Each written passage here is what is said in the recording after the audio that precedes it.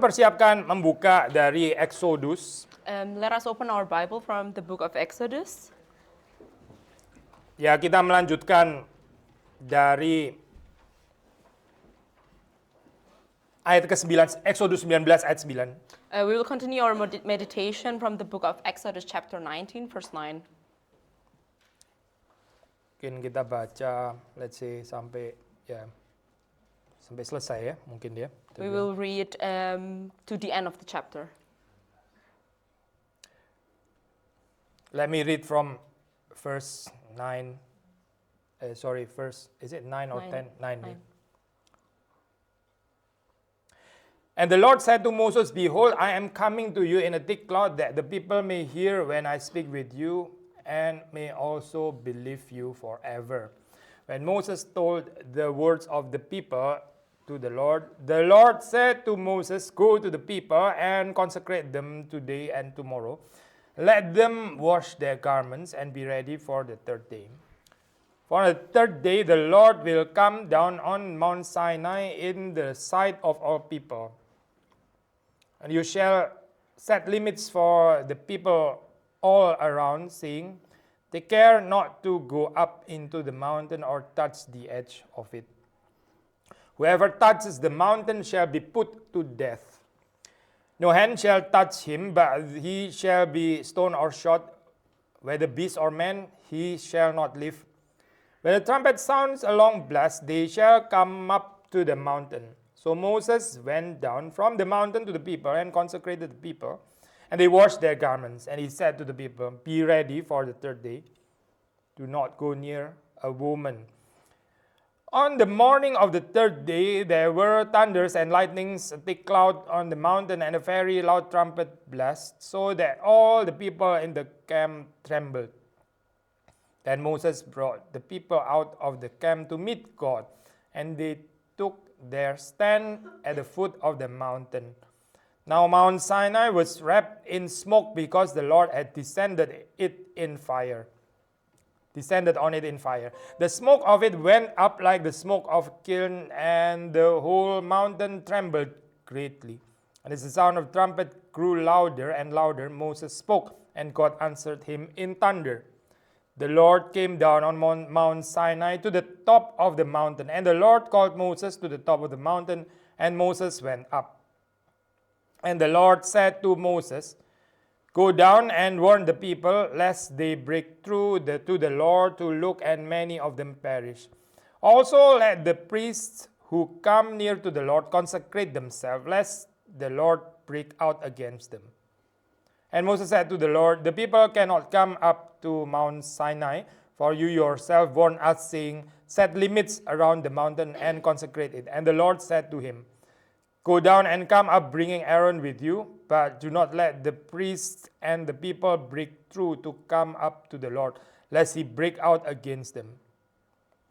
So Moses went down to the people and told them. Mari kita berdoa. Let us pray. Tuhan berkati untuk perenungan pada hari ini. God, please bless our meditation today. Berkati kami semua, Bless each of us, supaya kami boleh mendengar suara Tuhan, so that we can hear your voice dan kami boleh menaatinya di dalam kehidupan kami. and we can obey that in our life. Kami membutuhkan Roh-Mu yang kudus, We need your Holy Spirit, anugerah dan belas kasihan Tuhan, your grace and your dan mercy, kami tidak dilewati oleh Tuhan. so that you will not pass us by. Demi Yesus Kristus kami berdoa. In the name of Jesus Christ we pray. Amin. Amen. Saudara, ini bagian yang unik ya di dalam Perjanjian Lama. So this part is actually very unique in the Old Testament. Ya, ini adalah ada komentari mengatakan ini the only instance ya. Ini adalah satu-satunya di mana orang Israel itu confronted, ya, diperhadapkan ini pengalaman langsung berjumpa dengan Tuhan. So this is a commentary say that this is the only instance in the Bible where the people of the Israel Old Testament, in the Old Testament that the people of the Israel are confronted directly by God. Ya, di dalam bahasa teologi kita pakai istilah theophany ya. So ini theophany, ini penyataan Tuhan sendiri, Tuhan hadir di sana. So in the theology we called it a theophany, which is the direct meeting with God. Ya, ini adalah again satu penampakan divine, penampakan yang sangat particular, unik ya di dalam Old Testament. And it is a very unique divine appearance in the Old Testament. Pertanyaannya adalah untuk apa ya penampakan ini gitu? So the question is, for what is this appearance? Apakah untuk keren-kerenan gitu ya? Ini seperti kayak zaman kita sekarang ternyata di HID kayak begitu ya. Ya, saya pernah berjumpa dengan Tuhan gitu. Lu belum kan? So maybe is it just to look cool, just to say, for example, in these days, like people say, I have met God. Have you? Ya, ada yang mengajarkan, atau lah setiap hari Jumat atau apa gitu ya, naik turun sorga lah dan sebagainya. Gitu. Or maybe like some churches who say that I went up to heaven and went down every Friday. Ya, kenapa Jumat juga aneh juga ya, kenapa Jumat juga anyway. Enggak usah diterjemahin. Yeah. Tapi di Bible ini apa sih sebetulnya penampakan ini apa gitu?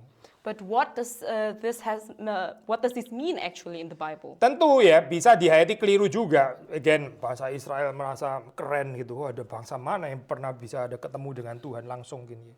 Of course, it could be understood wrongly. It says like, the Israelites is the only nation who have met God directly. Tapi kalau sudah baca dalam bagian tadi ya, bukan itu sesuai tujuannya gitu. But if we read what we read in the Bible, that is not the goal of this appearance. Ya, tapi appearance ini adalah demi orang Israel itu bisa mendengar dengan benar ya, dan bisa mengerti dengan benar ya, firman Allah. But this is actually for the sake of a right hearing and a right understanding of the word of God by the Israelites. Sekali lagi saya perhatikan fokusnya itu adalah mengenal Allah dengan benar, mendengar suaranya. And the focus once again is the right hearing of the voice of God and to understand His word. Nah, karena itu yang mutlak di sini itu adalah bisa mendengar dan mengenal Allah itu, mendengar firman Tuhan. So the point here is to be able to hear His word. Jangan salah fokus seperti kayak di divine appearance ya, bukan di sana saya. Not to have a wrong focus on the divine appearance. Ya di dalam zaman kita misalnya ya saya, kita bisa mengatakan ya kita bisa mengatakan ya kalau kita bisa mendengar suara Tuhan ya sudah, itu berarti sudah di goalnya, with or without divine appearance gitu. Maybe in our time we can say with or without the divine appearance, the goal is actually to be able to hear the word of God. Saudara mungkin bilang ya curang ngomongnya sekarang ini saya justru mau pengalaman supranatural seperti Israel kan? Or maybe we could say no, actually I want this supernatural experience what the Israelites had. Tapi sebetulnya kalau kita melihat di dalam perjanjian baru ya, di dalam kitab Injil itu kita tahu theophany ya, divine appearance itu kan in Jesus Christ ya, di dalam person of Jesus Christ himself gitu. But if you read in the New Testament, in the Gospel, actually the theophany is actually the person of Jesus Christ himself. Tapi saudara melihat juga di dalam pembacaan kitab Injil, orang juga nggak menerima kok Yesus, nggak tentu menerima Yesus Kristus ya. But if you read also in the preaching of the Gospel, it's not necessary that a person receive Jesus. Bahkan di dalam catatan Injil ya, itu cuma ada peristiwa yang transfigurasi, kita sudah bahas ini di morning devotion ya, kalau sudah mengikuti. Peristiwa transfigurasi itu sementara waktu di mana Yesus di situ kemuliaannya itu dinyatakan secara penuh itu. And also in the Gospel itself, we read only one occurrence where Jesus, so in the happening of the Transfiguration, where Jesus Christ's glory is shown fully. Saudara perhatikan di dalam bagian itu, ini sekali lagi pengulangan ya. Setelah itu kan dikatakan lagi suara dari sorga, suara dari Bapa. But then we also read after that there come a voice from heaven, so the voice of God the Father. Saudara ingat kan ya perkataannya apa gitu? And of course we remember what the sentence was. Inilah anakku yang kukasihi, dengarkanlah dia. This is my beloved son. Listen to him. Perhatikan ya, fokusnya lagi-lagi kan mendengarkan firman ya di situ gitu. So again, the focus is to hear the word. Ini nggak ada kalimat seperti kayak inilah divine appearance yang jarang sekali gitu ya. Nikmatilah, bukan itu suaranya gitu. So the voice is not saying this is the unique divine appearance, enjoy it. Atau you are such a privileged 3 persons ya, yang di-included di dalam this divine appearance gitu misalnya. be proud atau apa ya gila, saya kalimatnya pasti bukan itu ya. And of course, it's not saying you are the privileged three people who have been chosen to witness this appearance. Be proud of it. So, No. saudara melihat ya, prinsipnya sama, yaitu mendengarkan firman, itu mendengarkan firman Tuhan. So again, it's the same principle to hear the word of God. Berbahagia saya kalau kita with or without divine appearance ya, kita bisa punya humility atau mata rohani atau telinga rohani lebih tepat ya untuk mendengar suara Tuhan. So we ought to be joyful because if we are able to hear, to have a spiritual hearing of the word of God with or without the divine appearance. So kita pernah membahas bagian ini ya. Manusia itu adalah manusia karena dia itu hearing being gitu. Manusia itu adalah makhluk yang mendengar, nggak mendengar gitu. So we have discussed about it because man is man because we are a hearing being. Maksudnya kalau kita nggak mendengar suara Tuhan, ya kita akan mendengar suara yang lain. Saudara nggak mendengar itu nggak mungkin gitu. So it means if we do not hear the word of God, then we will hear other voices, other words. Seperti kita sudah sering katakan, dunia kita itu juga berkhotbah sih. Dunia kita ya punya perkataan, ya punya tanda kutip firman-nya sendiri. And as we have said, our world where we live in has their own voices. They have their own gospel that they quote unquote that they preach. Kadang-kadang kita bising dengan terlalu bising dengan suaranya dunia gitu sampai kita nggak bisa mendengar lagi suara Tuhan di dalam kehidupan kita. And sometimes it's just too loud around us so that we cannot hear the word of God. Dan dalam bagian ini Tuhan itu meneguhkan posisi Musa ya di dalam perjumpaan ini. And in the part in the Bible that we read, God has made the position of Moses very clear in this occurrence. Saudara melihat Tuhan pernah ya pasti bicara kepada Musa, ini bukan pertama kalinya kan ya. Of course we know that it's not the first time that the Lord has spoken to Moses. Tapi di sini ditekankan Tuhan berbicara kepada Musa itu di public way, di öffentlich ya, diketahui oleh yang lain.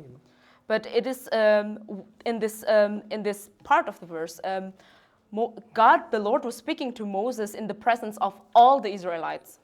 Untuk mau menegaskan bahwa Musa lah ya ini adalah hamba Tuhan yang dipilih oleh Tuhan untuk memediasi firman yang keluar dari mulut Allah. To emphasize that Moses is the chosen servant of God to mediate the word of God. Saudara membaca di dalam bagian lain ya, masih dalam kitab Exodus, di situ ditekankan juga pentingnya untuk percaya kepada Musa ya sebagai utusan Tuhan. And also in the Exodus we also read it is written emphasize how it is so important to trust, to believe in Moses as God's mediator. Saudara, kita tahu sekali lagi ya, ini Musa itu sebetulnya menunjuk kepada Kristus gitu kan ya, Kristus. And of course we know that Moses is actually foreshadowing Jesus. Is that the right thing ya? Foreshadowing, itu benar nggak secara theological term ya? Maksudnya siapa foreshadowing or siapa? pointing to Jesus. Ya pointing to Jesus itu aman ya. Foreshadowing saya mesti cek ini persoalan bukan cuma teologi tapi persoalan bahasa Inggris ya. Kalau salah kan kacau ntar gitu, siapa yang ini. Mungkin benar sih, saya nggak yakin ini persoalan saya kayaknya bukan kamu. Good, tapi Moses was a type of Christ ya. Ini tipologi untuk Kristus, dia itu refer to Christ ya for sure. So Moses is a typology for Christ. So it's referring to Christ. Sekali lagi ya, waktu kita melihat di dalam kehidupan Kristus, dia juga diteguhkan oleh Bapa. Again di dalam peristiwa transfigurasi itu ya. And again, Moses here, Christ's position was also made clear in the transfiguration. Ya, Musa jadi nggak penting di situ kan, muncul Musa dan Elia kan, tapi bukan tentang Musa. Musa relativize langsung di dalam cerita itu. Gitu. So Moses was not important anymore in the transfiguration. There was Moses and Elijah, but they were not important anymore. Saudara melihat juga di dalam Yohanes, misalnya Injil Yohanes ditekankan percaya kepada Allah itu percaya juga kepada Kristus. Mirip ya, konsepnya kan ya. Percaya kalau di dalam perjanjian lama ya, percaya kepada Allah melalui percaya kepada Musa. Di dalam perjanjian baru percaya kepada Allah itu percaya pada Kristus itu. So in the Old Testament, we saw it's emphasized that to believe in God through Moses, and in the New Testament, we see that it was written that in the Gospel of John, to believe in God the Father is also to believe in His Son, Jesus Christ. Now, of course, sekarang pertanyaan besar, nah ini agak sulit ya, saya khotbah hari ini sih mungkin ini ya, Pak, lebih mengajak kita berpikir dari biasa. Itu pertanyaan adalah begini, saya. Ya Kristus kan sudah datang ya. Bagaimana dengan konsep mediatorship ini gitu? Terus totally bubar. Solus Kristus itu pengertiannya apa gitu? Atau kita masih ada tempat untuk semacam konsep mediasi, mediator itu? Pertanyaan besarnya gitu. So the big question here is how about the concept of mediatorship? Because Jesus has been fulfilled and Jesus is our mediator. So is it solus Christus or only Jesus Christ alone, or is there still a place for this mediation? Because Jesus has fulfilled every typologies in the Old Testament, kan pertanyaannya begitu ya, Syekh. Of course, kita to certain extent kita bilang Jesus is the only mediator, itu pasti ya, Syekh. Solus Christus, dia adalah the sole mediator between heaven and earth, between human beings and God the Father. So of course, to a certain extent, we know that Jesus Christ is the sole mediator, between mankind and God the Father. Tapi ini saya konsep apa ya? Tuhan menjadikan kita bahkan atau gereja, let's say even partaking in this Holy Communion, atau saudara mendengar firman hari ini gitu ya. Itu juga ada konsep mediasi kecil lah maksudnya. Bukan menggantikan posisi Kristus maksudnya, bukan ya. But still, God make us, His church, His people, also by partaking in the Holy Communion, we are taking part of this small mediation, so to say. Again, bukan to replace the sole mediatorship atau sole mediation of Christ, bukan. So again, not to replace the sole mediation of Jesus Christ. Tetapi di dalam kehidupan ini ya, Tuhan menyediakan mediasi kecil yang merefleksikan the great mediation atau mediatorship of Christ itu. But in this life, God also provides small mediations that can show to the great mediation. So again, ini hari ini mungkin khotbahnya agak sulit. Bukan cuma sulit, secara logika bukan, tapi untuk mengerti ini pas gitu loh, saya. Ini apa? Gini, saya. Kita tahu Roma Katolik ya, saya. Itu Roma Katolik semuanya dimediate gitu ya. Semuanya dimediate, at least di dalam zaman reformasi. Ya. Lalu kemudian para reformers menekankan Kristus sebagai the sole mediator gitu. Saudara tahu lah ini historically kan seperti itu ya. Tidak perlu lagi mengaku dosa melalui imam ya. Bisa langsung mengaku dosa itu di hadapan Kristus gitu. Itu saudara tahu lah ini kan cerita standar. So we know that in the Roman Catholic Church they kind of like mediate everything through chosen people. But the Reformers said, no, everything, our sole mediator is Christ alone. So we do not need to confess our sin through a person, but we can confess it directly to God because Christ is our mediator. Sekarang kita membicarakan ini, saya ekses ya di dalam Protestan gitu, ekses. Let's say nggak seharusnya diayati seperti ini. Orang jadi semuanya direct access to God gitu ya, direct access to God. Nggak perlu diajar siapa-siapa gitu misalnya ya. So maybe, but then also an access in the Protestant where people say, I do not need any mediation, I can just come directly to God in all matters. Saya nggak usah belajar Bible dari siapapun, saya bisa baca sendiri langsung. So I don't need to learn the Bible from anyone, I can just read it directly. Saya nggak perlu ke gereja, ya gereja juga kan direct access langsung ke Tuhan gitu. Ngapain juga mesti ke gereja? Kan mediasi, bukannya Kristus mediasi. Jadi ngawur kan saya kayak gini. And I don't need to come to the church because why do I need church? I can just come directly. I have a direct access to God. Maksudnya konsep kayak begini ini bukan cuma sekedar konsep, tapi ini kan ya real ya, saya ini real loh. Ada orang mengerti seperti ini. Ini bukan diajarkan oleh reformers ya. Reformers nggak pernah mengajarkan ini loh, enggak. So it is just not a mere concept, but it is really happening. But this is not taught by the reformers. Sekali lagi ya, saya bukan mau mengajak saudara ini sudah Kristus sudah datang sekarang dimundurin lagi ke perjanjian lama. Bukan itu poinnya gitu. Of course, I don't want to teach us that okay, Jesus Christ has already come, and I want to pull us back again to the Old Testament. Tapi bahwa even setelah Kristus datang, ya, Tuhan itu tetap menyediakan mediasi-mediasi kecil gitu, yang again bukan menggantikan Kristus, bukan, karena Kristus is the sole mediator, ya, solus Kristus. Tetapi terus kemudian kita bukan di dalam konsep direct access, nggak perlu siapa-siapa lagi, nggak perlu percaya kepada siapa-siapa, nggak perlu perjamuan kudus, nggak perlu gereja, nggak perlu datang Bible study dan sebagainya. Bukan itu kali ya saya maksudnya. But again, even after Jesus come, God still provides these small mediations that, of course, will not replace the sole mediation of Jesus Christ. So it doesn't mean that we do not need church, we do not need to come to the Bible study, we do not need the Holy Communion. Society kita itu salah satu krisisnya adalah krisis percaya ya, saya krisis percaya. Memang dunia ini seringkali menipu kita gitu ya. Terus kita bisa very discouraged and disappointed sampai akhirnya kayaknya lebih safe untuk curiga gitu.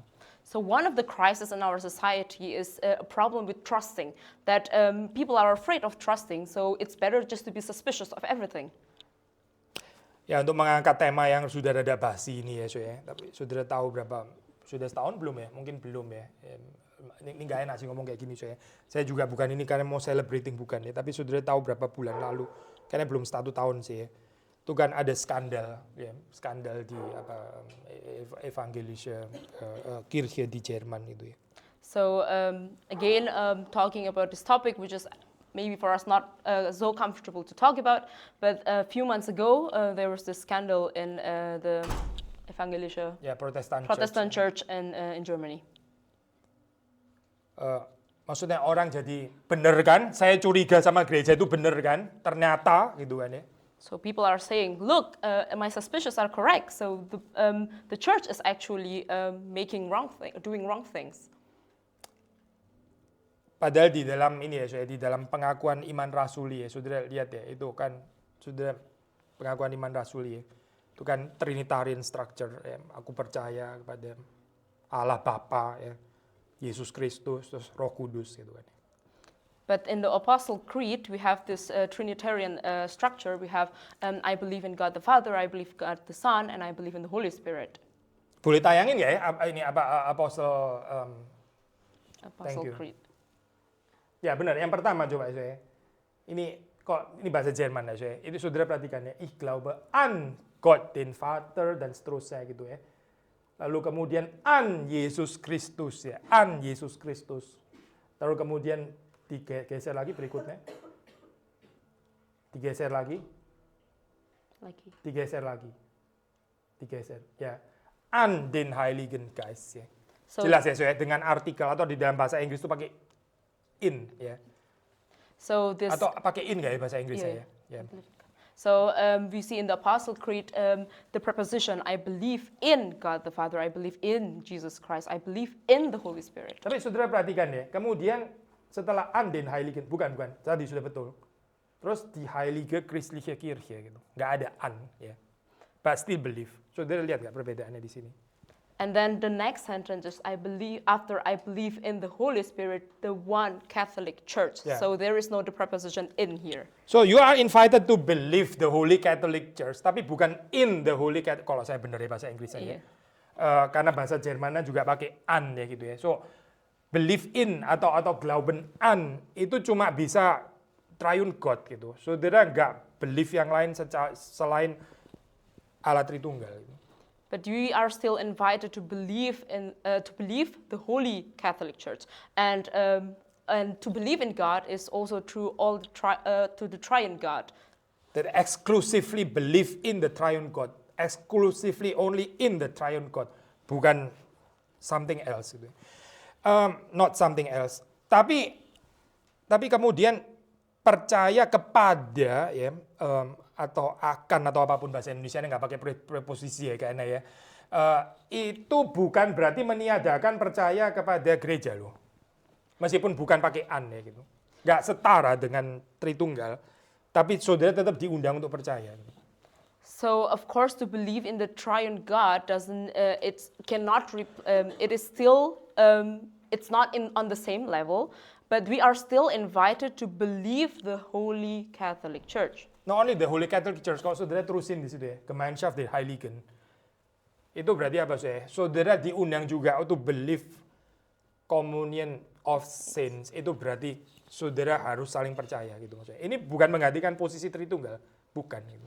And not only to the Holy Catholic Church, but also communion of saints. So we are invited to believe in each other, in our community. And of course, it's not to replace the triune God. Ya, sekali lagi ada beda ya, with or without proposition. Itu matters itu. Ini bukan idolatry, bukan. So of course, there's a difference with or without preposition, and it's not idolatry. The danger is of course, bahayanya itu adalah kita ngomongnya katanya believe in the triune God, tapi kita nggak percaya communion of saints itu. Saudara penuh dengan kecurigaan, dengan even sesama orang percaya, dengan gereja, ya dengan pimpinan gereja, dengan perjamuan kudus, semuanya dicurigain gitu. Tapi ngomong, I still believe in the triune God. Omong kosong, itu bukan pengakuan iman kita, bukan. So the danger is that we say that we believe in the triune God, but we do not believe our brothers and sisters in Christ. We do not believe the church. We do not believe the church leaders or even the Holy Communion. Perhatikan ya, saya bahwa di sini sekali lagi ya, saya meskipun ini perjanjian lama, tapi Tuhan itu menunjukkan kepada Israel bahwa orang Israel ya ini perlu believe kepada Moses di sini. Ini adalah mediasi yang Tuhan sediakan untuk mereka. And pay attention that here God is showing that the people of Israel, they need to believe in Moses because it is a mediator that has been provided by God. Coba kita baca, let's say kita baca satu ayat saja ya, satu ayat saja. So let's read just one verse. Ayat 31 pasal 14 ya. Exodus 14 verse 31. From Exodus chapter 14 verse 31. Israel saw the great power that the Lord used against the Egyptians. So the people feared the Lord and they believed in the Lord and in his servant Moses. So, saudara jangan ini ya. Wah, di sini juga pakai preposisi. Well, ini nggak seketat itu sih saya. Tapi jelas di sini ya, saudara melihat belief kepada Tuhan, itu ya belief kepada his servant Moses di dalam hal ini. So it is clear here that to believe in God is also to believe in his servant, which is Moses. Ya, jangan tekenin in ya. To believe in. Memang di sini in to gitu, believe, tapi to kita trust nggak. Moses. Ya, gitu. Believe Moses maksudnya gitu ya. So, ini apa? Kalau di pengakuan iman rasuli itu ini ya, itu sudah lebih dibedakan karena supaya jelas nggak di-confuse ya. Tapi kalau di Alkitab ini sebenarnya masih agak bebas, tapi no one would interpret, oh berarti Musa itu ternyata juga Tuhan deh, siapa saya akan mikir kayak begitu gitu kan, nggak mungkin deh saya. Jelas tetap ada bedanya. Tapi poin yang mau dikatakan di sini ya, believe in the Lord, itu juga believe Moses juga berarti gitu di dalam hal ini. So of course in the Apostle Creed it has been made clear without preposition, but no one would also interpret this verse, although this verse also contained preposition that Moses will replace God. But what the point here is to trust Moses as God's mediator. Ya. So bagaimana ya saya di dalam kehidupan kita gitu ya. Ini apa sih problemnya trust itu apa sih saya? Problemnya trust itu luka ya saya. Problemnya itu luka gitu loh. Problemnya itu waktu ternyata keliru gitu ya, itu luka gitu. Itulah kan masalahnya kan di situ kan sebetulnya kan ya. So in our life we see that the source of trust issues are usually wound. Something went wrong and we got wounded and we have trust issues. Sampai di bahasa Jerman ada peribahasan Vertrauen ist gut, Kontrolle ist besser. Yeah, so in German we have the saying that trust is good but control is better. Ya, kalau urusan quality control ya oke lah ya.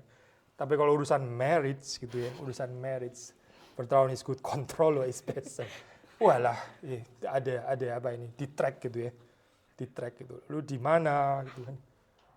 Cocokin sama tracknya gitu. Controller is best. Walah, ini repot ya. So of course, in quality control is of course good, but to have this control in marriage to check all the whereabouts of our spouse, it's not right. Sekali lagi ya saya, kesulitannya kan karena ya even Musa bagaimanapun bukan Tuhan gitu ya. Can we trust him gitu.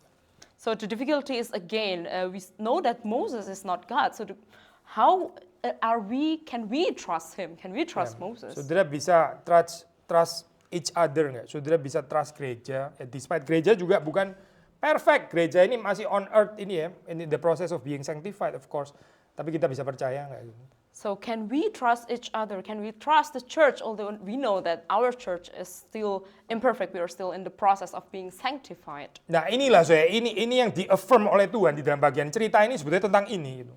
So it is what God has affirmed in this story. Bahkan saya kalau sudah membaca di dalam detailnya itu seolah-olah Tuhan sengaja menyatakan ini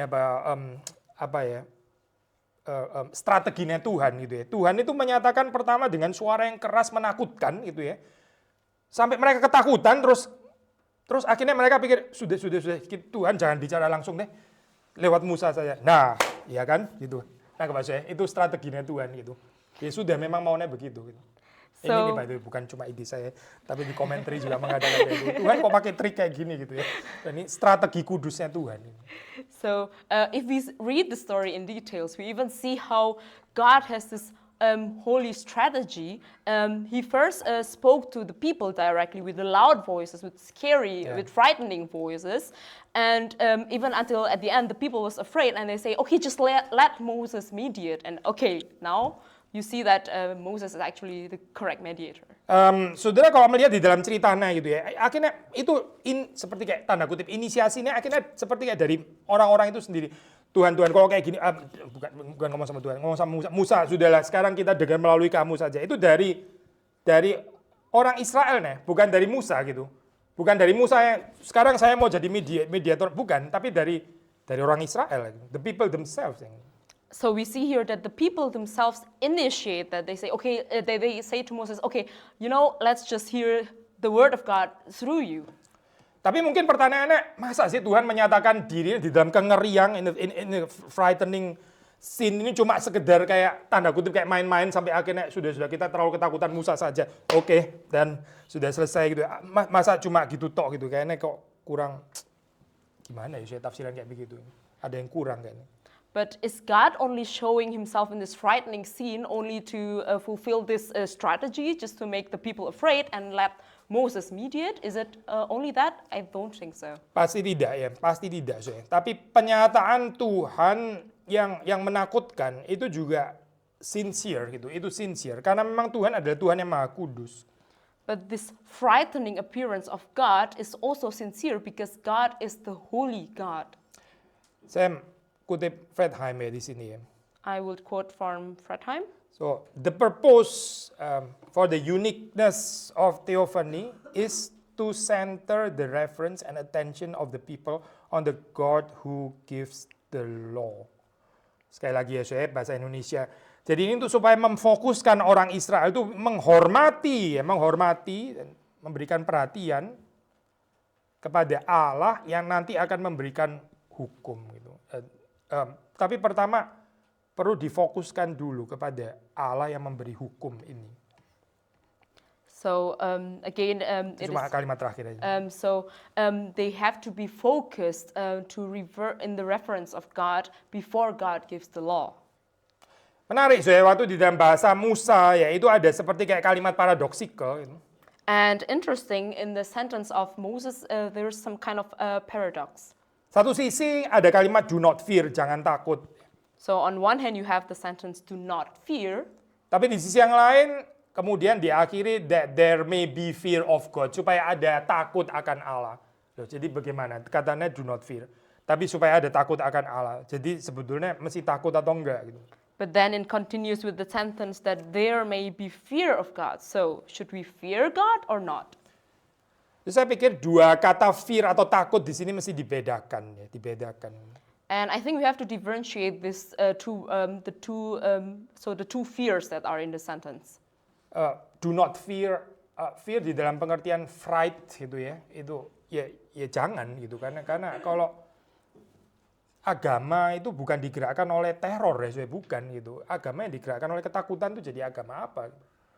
So do not fear in the sense of fright or terror, because a religion should not be moved by terror. Ya, tetapi that there may be fear of God. Fear itu maksudnya adalah a holy reverence ya di sini ya.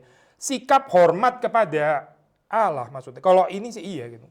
But then the second one, that there may be fear, and this fear means a reverence, a heart referring with fear of God, but in reverence of God. Apa sih bedanya, saya? Apa bedanya? Gitu. And what is actually the difference?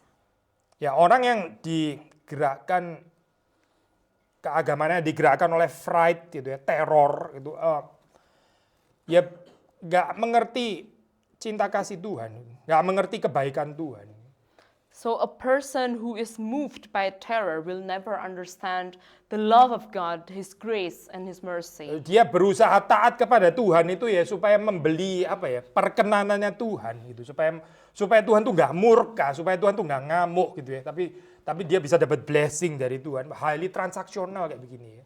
And this person will try to buy God by doing the law, and it is a highly transactional relationship. Ya, saya beribadah, saya datang ke gereja ya supaya hidup ini nggak sial gitu ya, supaya hidup ini nggak kena kutuk atau apa gitu ya. I go to church, I worship God so that I will not be cursed, I will not receive unluck. Berarti nggak benar-benar ada relationship ya, atau love relationship dengan Tuhan nggak ada gitu. So it means there is no love relationship with God. Tapi lain halnya dengan yang disebut reverence ya. Reverence itu adalah rasa takut yang dimengerti sebagai rasa hormat ya. Karena Tuhan itu memang mulia, kudus. Kita menghormati Dia. Bukan karena kita takut kena sial atau hukuman atau whatever. Bukan. But it is different with reverence. Reverence means to respect God because He is holy and we know His God's glory. So not have the reference to God because we are afraid that we will be cursed. Saya harap ini bukan konsep yang bukan konsep yang abstrak ya untuk saudara gitu dan saya. And I hope this is not an abstract concept to you and to me. Kita bisa beri ilustrasi ya, ilustrasi. We can have an illustration maybe. Misalnya waktu kita dulu masih lebih muda gitu ya, atau sekarang masih ada yang muda juga sih ini. Nggak boleh dari perspektif pribadi dong ya. Kita bisa berpikir waktu kita melakukan sesuatu, ini menghormati orang tua saya nggak ya sebetulnya gitu ya. Menghormati orang tua nggak ya kalau saya melakukan ini. So maybe when we were still young, when we do something, we will ask ourselves, is it respecting our parents? Ya. Saudara kan nggak pikir, ntar kalau saya melakukan ini jangan-jangan nggak ada kiriman lagi. Nah itu transaksional namanya gitu kan ya. Saudara melakukan ini celaka, ntar saya mesti kerja lagi selama ini. Wah ini transaksional namanya kok kayak gini. And we do not think that when we do something dishonoring our parents, maybe we will not receive money anymore from our parents, and this is a transactional relationship. Atau kalau saudara sudah menikah, saudara berpacaran, saudara juga bisa pikir kalau saya melakukan ini akan hurting ya untuk pasangan saya atau enggak ya. Ini respecting the feeling of my spouse atau enggak ya. That kind of reference maksudnya saya. Itu kan bukan ketakutan ya, bukan gitu loh. So also maybe if you're married or if you're in a relationship, you will think, if I do this, will it hurt my partner? Will it hurt my spouse? Will it hurt their feelings? And this is not a transactional relationship. Ya, itu namanya respecting others' feeling.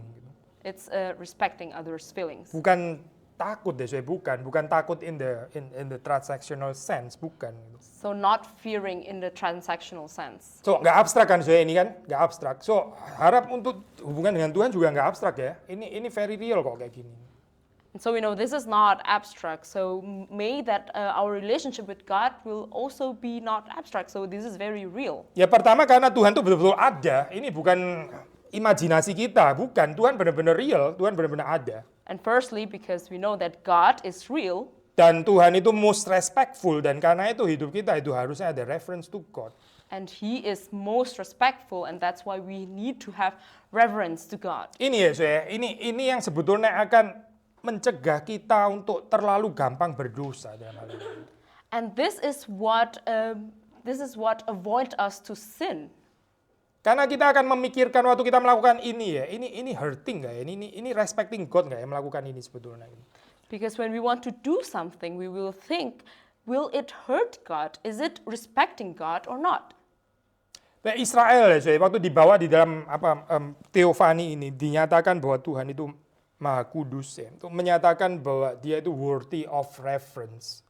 So the Israelites, when they were brought in this theophany, it is to this reverence of God, and God is showing that He is holy. Ya, so bukan hanya strategi supaya lo kapok kan lu dengar suara gua kapok kan ya, oke makanya Musa aja. Bukan cuma itu ya, so ya.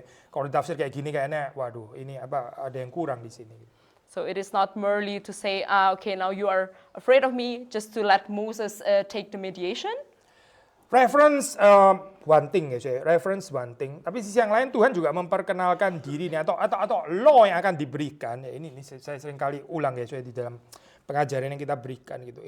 Itu something yang liberating. Something yang liberating. So reverence is one thing, but it's also saying that the law that has been given by God is actually something liberating. Law itu bukan diberikan untuk apa menyatakan siapa yang lebih berkuasa di sini ya, siapa sebetulnya yang lebih memiliki siapa gitu ya. Gambaran tyrannical kayak begini ya, itu totally salah mengerti Tuhan. So the law is not given in a tyrannical sense to show who belongs to whom. Atau siapa yang lebih berkuasa daripada siapa gitu ya. Or who is more powerful than who. Tapi law itu diberikan Tuhan kepada umat manusia ya, untuk well-being-nya manusia. But the law is given to mankind for the well-being of mankind. Ya, ini buku Exodus ya, buku Keluaran. It's always important to remember again and again and again gitu ya, itu bahwa ini is about deliverance ya. Ini about liberation, bukan tentang another bondage gitu misalnya ya. Tapi ini something yang truly liberating sebetulnya. So again and again in our mediation of the book of Exodus, we need to remember this book is about deliverance, about liberty, and it's not another bondage. Kita belum masuk ini ya, Ten Commandments, tapi saya sentuh sedikit saja gitu. We have not entered the part with the Ten Commandments, but I will just touch a part of it. Ya, jangan ada padamu Allah lain. You shall not have other gods in front of you. Ya, itu liberating nggak sih untuk kita gitu? Is it liberating or not for us? Kalau kita bacanya paranoid kan gini ya, saya jadi aduh Tuhan itu juga ternyata dia juga selfish ya. Dia mau satu-satunya yang disembah. Kenapa sih nggak suka saya seneng gitu misalnya ya? Kenapa sih nggak bisa ada gini? Apa kayak insecure? Waduh ini borderline blasphemy ya saya kayak begini nih ya. Nah, paranoid gitu lihatnya. Dia satu-satunya yang mau di worship. Ya saudara nggak mengerti law berarti kayak begini. If we read that with a paranoid mind, maybe we will think, why is God so egoistic? Why God wants to be the only one? Why God doesn't want me to be happy? Ya, is he insecure, etc. Tapi kalau saudara baca dengan right mind ya, itu ya saudara, kita boleh beribadah kepada Tuhan. Itu actually very liberating. But if we read it with the right mind, we are allowed to worship God, and that is actually very liberating. Karena apa sih? Karena false gods itu destroying your and my life actually. Dan Tuhan nggak mau itu terjadi. Because false gods are actually destroying your life and my life, and God does not want that to happen. Nah yang namanya idols itu cuma mau disembah, tapi nggak care terhadap kehidupan saudara. Gitu. Nggak care sebenarnya.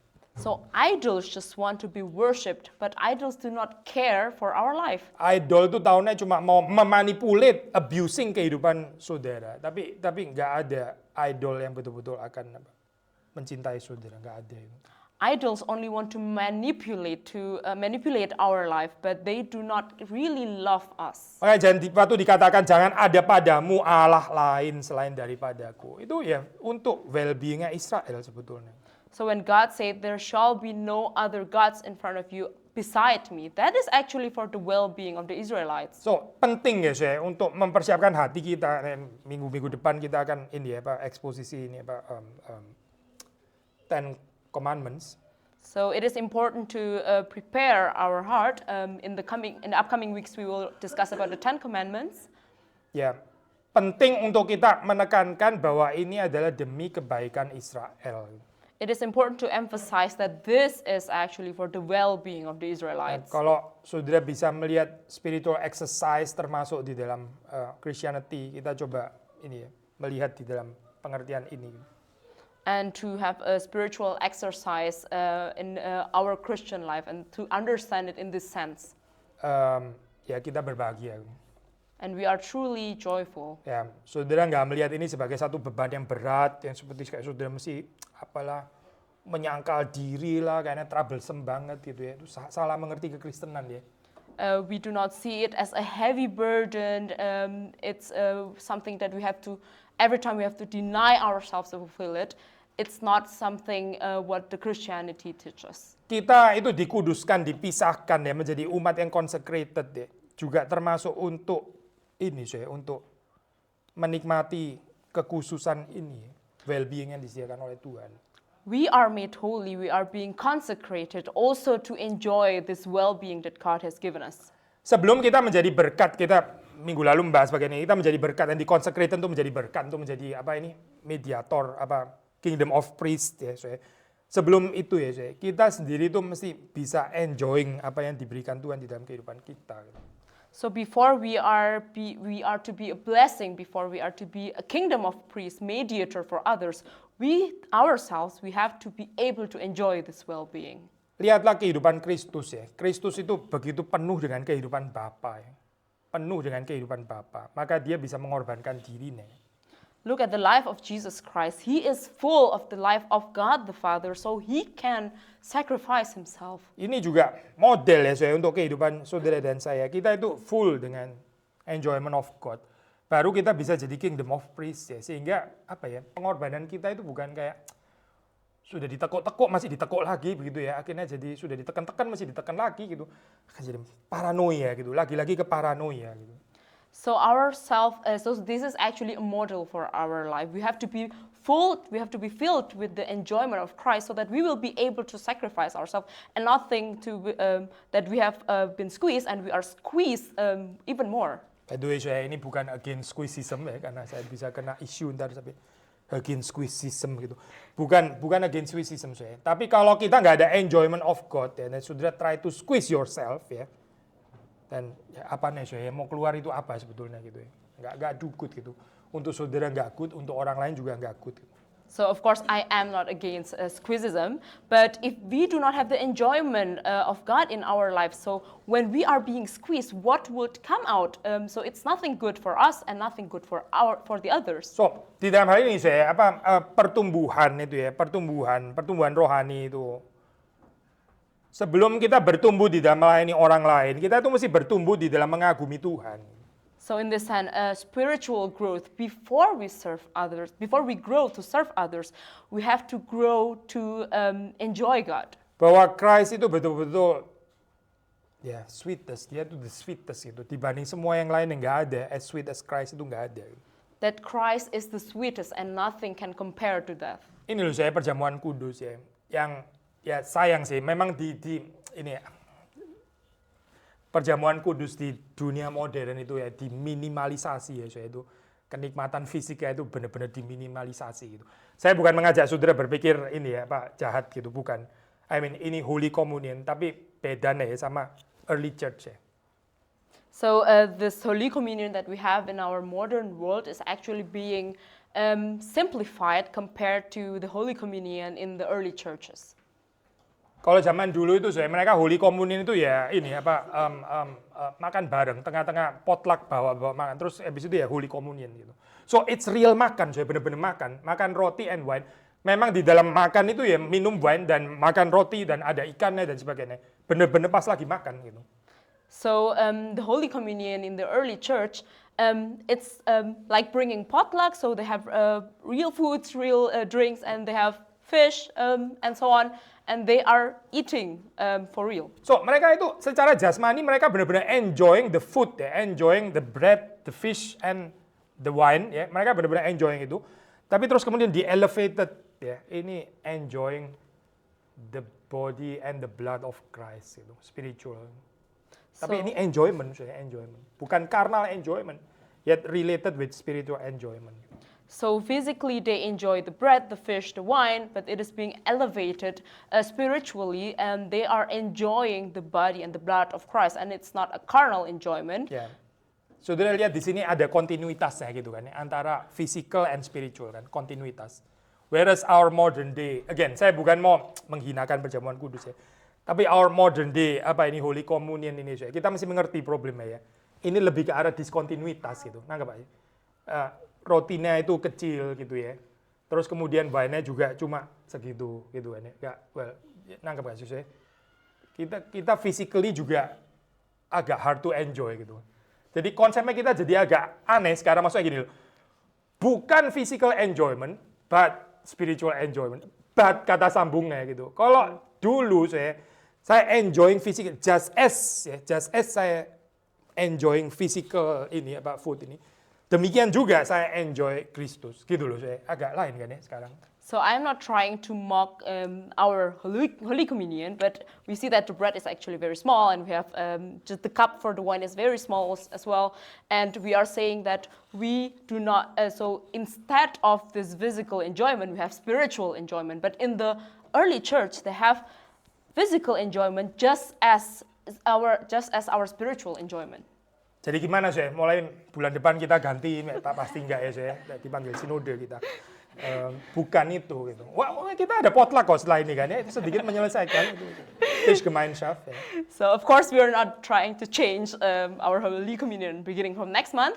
Anyway, we have a potluck after this, so kind of like providing an alternative solution. Cuma gini saya, kalau saudara gini, saya mau saudara aware ya, ada problem ini gitu. Kalau kita ya waktu Holy Communion kita even nggak bisa enjoying physically gitu ya. Yang saya khawatir, bukan tata cara ini ya, bukan ya. Jangan-jangan spiritually juga nggak ada enjoyment spiritual food and spiritual drink gitu. And that's miserable and sad deh saya. Karena kita even don't know apa artinya Christian enjoyment gitu. So the danger that I want to emphasize here is that if we cannot enjoy physically the Holy Communion, then maybe we do not even have the spiritual enjoyment that we ought to have. Enjoyment itu jangan ditekan saya, tapi kita mau elevate spiritually, itu prinsip Alkitab, bukan ditekan, bukan. So we should not suppress enjoyment, but we have to elevate enjoyment spiritually. Saudara baca Mazmur ya, itu Mazmur melihat alam ya, enjoyment pemandangan alam, memuji Tuhan, kontinuitas kan ya. So if we read the Psalm, to enjoy the nature, the creation of God, and then to elevate it spiritually, to see the glory of God. So we see here the continuity. Waktu early church Perjamuan Kudus, mereka enjoying the bread, fish, wine, enjoying of Christ, gitu, the body and blood of Christ. So for the early church, they enjoy the fish, the bread, the wine physically, but then it continues to enjoying the glory of Christ. Even bahkan di dalam sexual metaphor sekalipun ya, itu enjoyment kan ya. Itu pun dikaitkan dengan pernikahan Kristus dan jemaatnya. So, saudara nangkep gak sih poin ini? Semuanya dibawa ke sana loh. So even in sexual metaphors, even that is being related to the marriage of Jesus Christ and His body and His congregation. Let's enjoy God's blessing. Tapi God's blessing ya jangan jadi idol, of course gitu ya. Tapi di-elevate spiritually, the sweetness of Christ. Jangan nggak ada enjoyment, kalau nggak ada enjoyment, waduh, ini berat deh spiritualitas kayak gini. So now let's enjoy, but do not stop to that, but we have to relate it, to elevate it also to the glory of Christ. We should not live without enjoyment, because that is actually a danger. Hopefully ya di dalam keseharian kita bisa makin enjoy Christ. And I hope that in our life we can more and more enjoy Christ. Mari kita masuk dalam doa. Let us pray. Tuhan, kami bersyukur untuk apa yang kami bisa renungkan. God, we are thankful for what we have been able to meditate on. Kami mohon supaya Roh-Mu yang kudus boleh terus bekerja dalam hati pikiran kami. We pray that your Holy Spirit may work continually in our heart and our mind. Dan kami boleh terus bertumbuh dalam pengenalan akan Tuhan melalui firman. And we can grow in the knowledge of you through your word. Di dalam nama Tuhan Yesus Kristus kami berdoa. In the name of Jesus Christ we pray. Amin. Amen.